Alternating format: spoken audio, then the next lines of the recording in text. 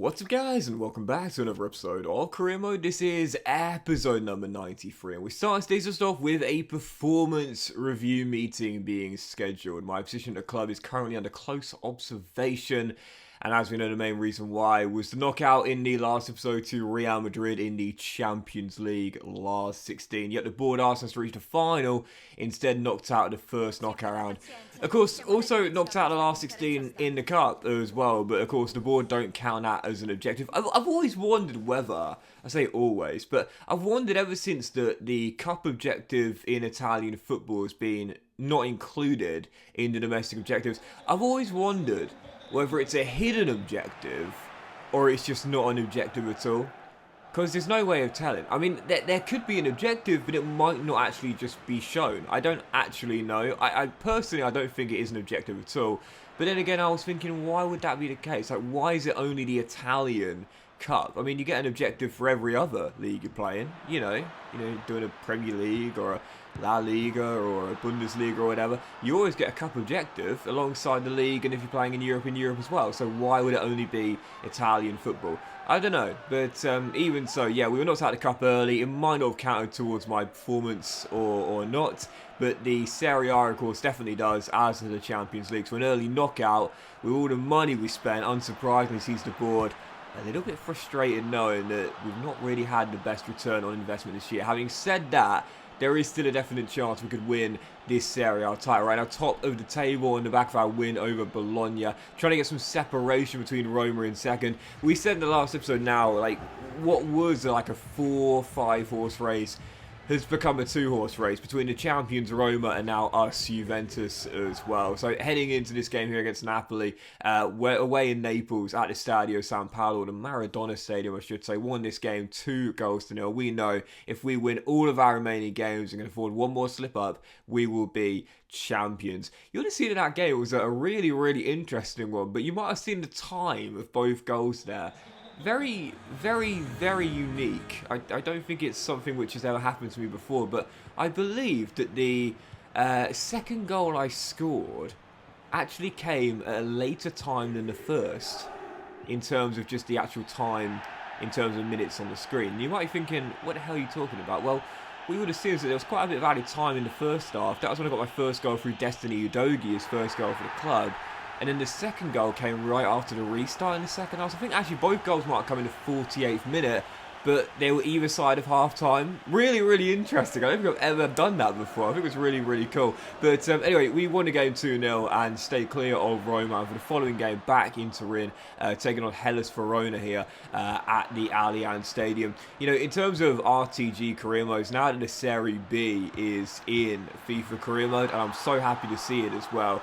There are many teams you could use for RTG in Italian football that would be really, really good, but I think Hellas Verona would be a really class team to use. They've had a bit of a rebrand over the past few years. Obviously, there's no more Chievo Verona anymore. They're now defunct. They're the only team from Verona, but they'd be a great team to use for an RTG career mode. I always recommend them if you're looking for a Serie A RTG. But anyway, taking them on here in Turin, aim to extend our winning run in the league. Took the lead early in this game, and then, oh man, another Rabona assist for Steven Bergwijn. Second Rabona assist for Bergwijn, man. Absolutely unbelievable this year in terms of his creativity. He almost got another one as well. 2 Rabona assists in the same game. We saw the ball smack off the woodwork though, but I love this goal here. Alessandro Bastoni getting, I think, his first goal for the club alongside Destiny Udogi in that last game against Napoli, heading in a Bergwijn corner.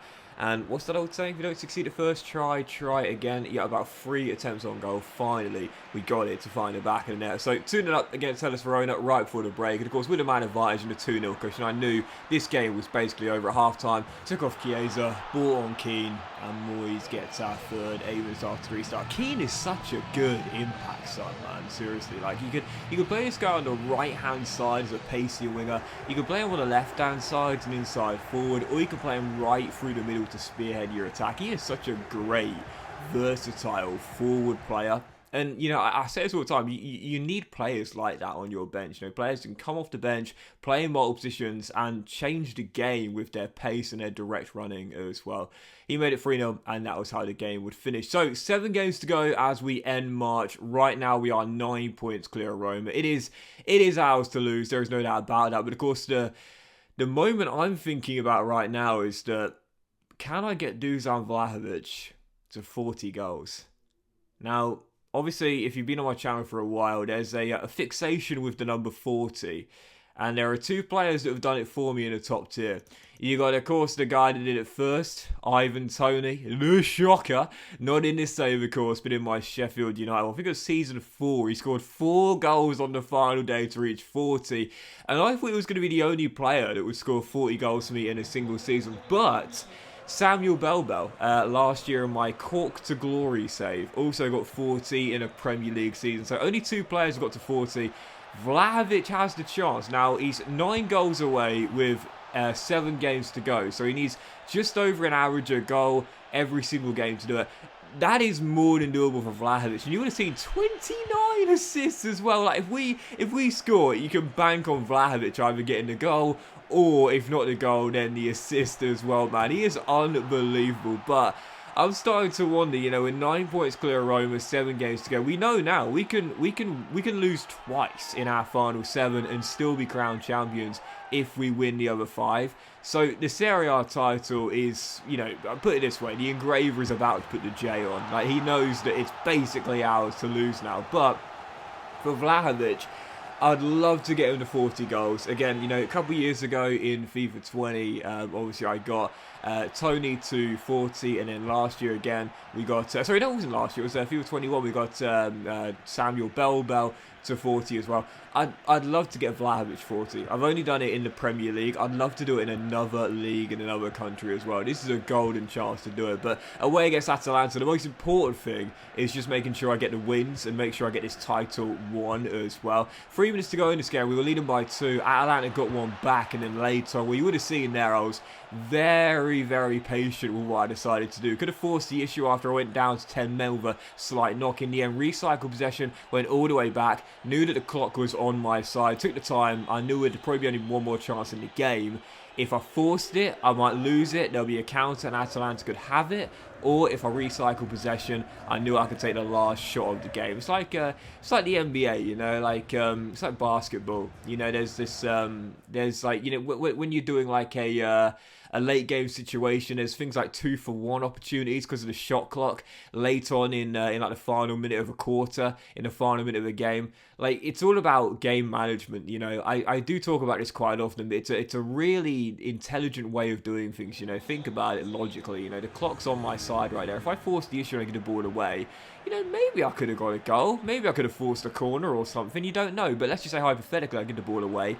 Then Atalanta got the chance on the counter. We know late goals are so common, they could easily get the goal and battle back from 2-0 down. But if I just hold on to that ball there, clock's on my side, I know I'm eating up so much of it, and there's probably only going to be one chance left. And because of where we are in the pitch, it's going to come to us because we're in possession in Atalanta's half. So, game management is just such a crucial way of getting wins in FIFA. And, I really do, implore everyone to think about that, Sometimes you've got to play the situation, not just the match itself. Just think about things from a logical standpoint, and you might be able to close out games better. I have to say, that really helped me. Last year I was really, really poor at the start of FIFA. Everyone that watched my career mode with Brentford last year will know that. The first season I was bloody awful, I'm not going to lie. I was terrible. And you would have seen I was conceding a lot of late goals. And one of the reasons why is because of what I just mentioned there. I was forcing the issue. I was dragging bodies forward. I was constantly going for more and more and more goals and constantly going on the offensive. Sometimes,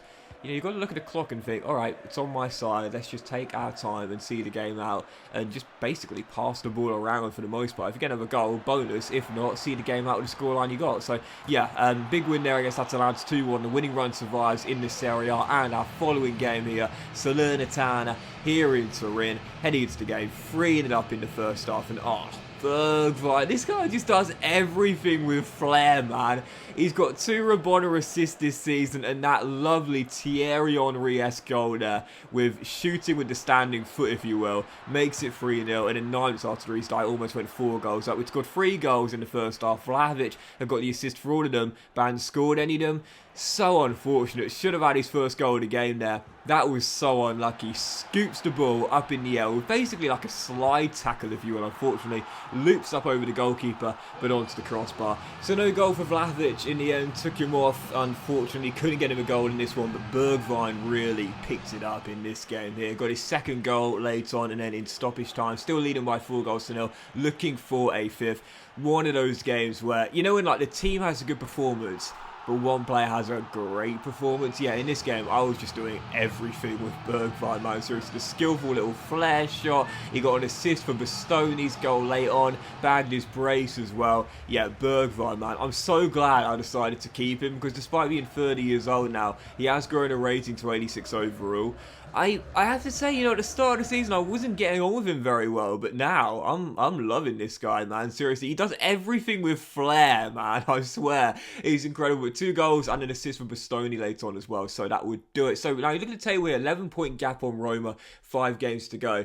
Obviously, you know, it's practically ours, but I said this before, like, for me, there's very little things I haven't done in all the years. So for me, what I really want to do, is get Vlahovic to 40. And so for the following game, on the back of no goals in the last one for Dusan, going away to Tuscany, in Florence, at Fiorentina, Vlahovic, of course, leaving Fiorentina to leave Juve, I was thinking, right, this is the game where I get him 3 or 4 goals, get my chance of him getting to 40 increase significantly. This is the game where I score a hatful with Dusan. Well, heading into the game, sometimes I can just take my eye off the prize a little bit when I get quite a few points ahead and start to stumble. Heading into this game here, Fiorentina taking the lead, 9 minutes in. Lovely acrobatic effort, to be fair. We're a goal down, I was thinking. Okay, alright, not the best of starts here, but it's fine. We can get back into this one, but I was just really struggling with my number 9 in this game, and it's very rare that I have a game with my top scorer where I can't seem to get him to do anything right. So when that happens, and I've mentioned this a few times as well, when one of your players isn't doing his best role, the sign of a really good player is when they can interchange and do something a little bit different. So in the last game, Vlahovic didn't score. What did he do in the first half? Got a hat-trick of assists. In this game, he wasn't the goal scorer, but he was the goal provider. Yep, set up the first goal as Guimaraes makes it 1-0. Then he got almost a hockey assist for Bruno's brace as well. Lovely little ball through, unfortunately missed a target with the Brazilian, but it was still 1-1. And, you know, this is the sign of a great player to me, when they can impact the game in different ways. You know, like, it's all well and good having players that are individually great at one specific skill, one specific role. That's obviously a bonus. That's great, you know, to be able to do one role and do it really, really well. But to me, a sign of a great player is that when they're not doing their absolute best, they can impact the game in different ways. Steph Curry on the Warriors reminds me of that. For basketball fans, you know what I'm talking about here. You know, very rarely, he's the greatest shooter of all time, right? But there have been moments in his career where he's had a little bit of a scoring slump or a little bit of a cold streak in terms of his shooting. But he can impact the game in different ways. He's a great rebounding guard. Everyone knows that. He's 6'4", but he's a good rebounding guard. He's a great playmaker as well. So when Curry's struggling to score and be a direct threat, you know, primarily from 3, what does he do? Well, he's more of a presence on the glass. He picks up more rebounds. He gets more assists. He playmakes. He gets, you know, involved in different ways. He sets screens. You know, he does all of these things. And in this game, Vlahovic was doing that for me. He got involved in the build-up for our second goal. And whilst we did surrender our lead in a topsy-turvy game, I made a bold choice with 20 minutes to go. Took off Vlahovic, who had picked up a knock.